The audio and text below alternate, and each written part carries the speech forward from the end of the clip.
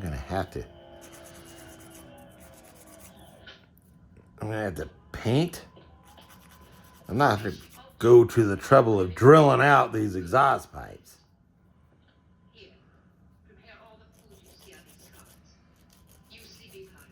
Sleeping? Right. And when they're unconscious, under the effects of our powder, we'll gobble their brains raw. Brain eaters. All the knowledge. Is that the same as soul eaters? Remember, there are some ancient myths. If we eat their brains, that knowledge will help us to adapt. We can accomplish it. Yep, and that's Just as our bacteria do here. when they said eating their brains helps them collect the knowledge of the person, their victim. That's an actual thing. Hello, my dear. An actual belief by the How nice. civilizations that practice such things as headhunting and cannibalism. They truly believed they were absorbing the power of their victim. And I wonder how many of their fellow tribesmen pointed out that these victims of ours were obviously inferior to us because they became our victims. So are you sure we really want to eat their... Wouldn't that actually, in the long run, weaken your society? Because you're absorbing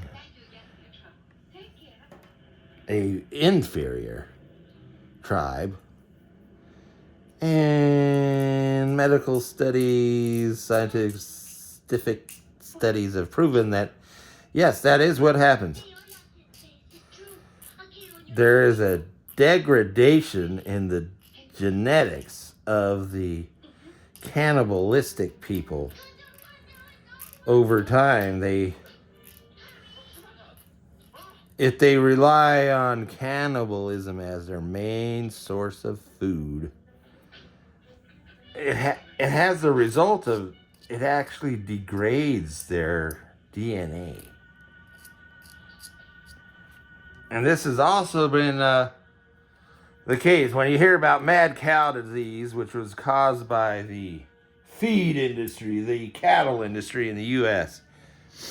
and in Europe, in United Kingdom, deciding they could save money on feed by simply grinding up dead cows into the feed and feeding it, that's what caused mad cow. And it's bad. So there is a scientific reason why being a cannibal is bad. There are no living things out there at all. That our Earth is the only oasis there is. There are no living things. It's even worse for cows because cows are specifically plant eaters. They're designed to eat the fibrous material of plants, and even they can't digest all of it. That's why you see these cow patties, cow pies. They're mostly plant fiber. Hence why the Canadians started making moose turd pies. And yes, people, that's an actual thing.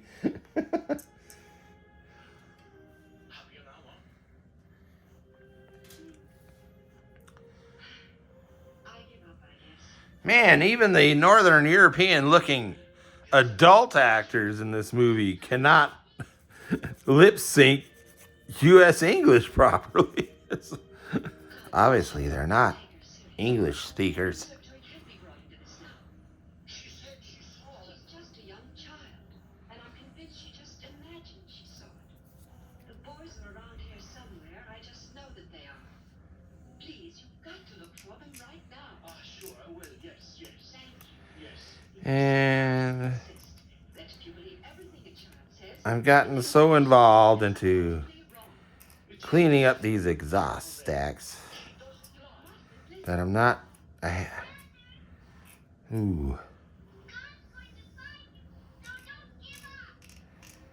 What'd she say? The cops are gonna find you? I don't want no cop finding me.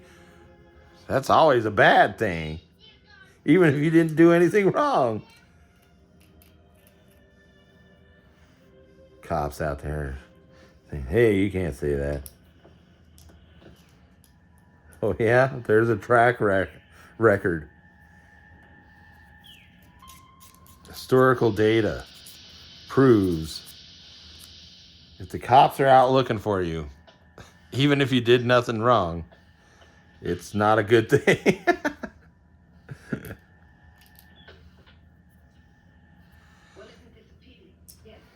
Here's your mother's donuts. Now eat them so we can eat your brains.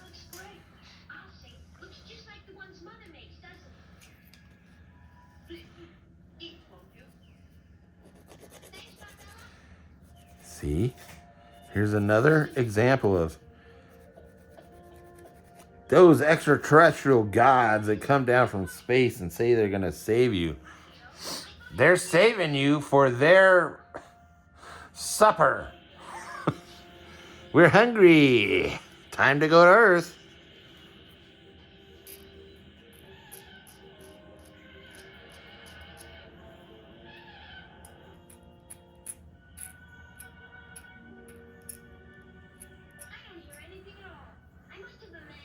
It's a cookbook.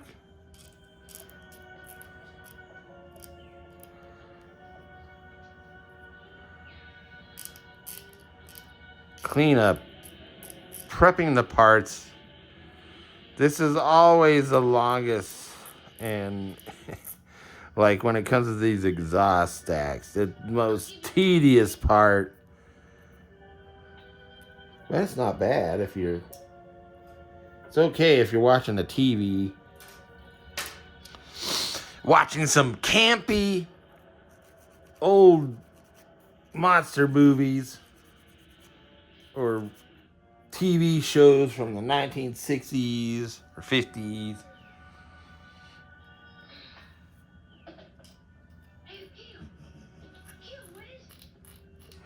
Oh, what was that? Yeah, I was talking about how my mom had my dad actually put a padlock on the TV cabinet when we were in North Dakota, and it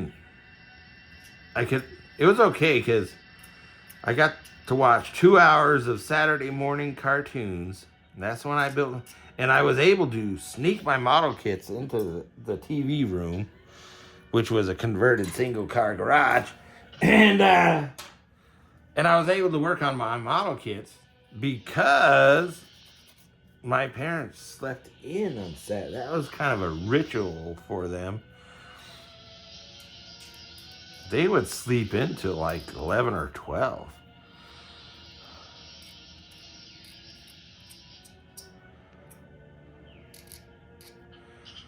But the first time I realized my dad was not anti-model kit. Actually, that's not the first time. But what happened was my mom tried to convince me that my dad was anti-model kit. But I knew from our time in Iran that my dad was not anti-model kit. Whoa, I'm done? Prepping the parts for paint? No, I still gotta get the glue. Anyway, so I knew from our time in Iran that my dad was interested in model kits. But he wasn't interested in them for building them. Anyway, and that's a long anyway, that's an example of the gray market operate. Anyway, I'm going on. So, but here back in North Dakota, so my mom tried to convince me that my dad was also anti-model kit. Well, what happened is one day I got, instead of buying an Aurora glow-in-the-dark monster model kit, I bought my first tank model kit, which was the Aurora NBT 70. And I was down there in the TV room Saturday morning, and I was going over the parts. I wasn't even really, I was so interested in the parts of the kit because it was such a cool kit for the time, for it was one of the first tank model kits I ever seen.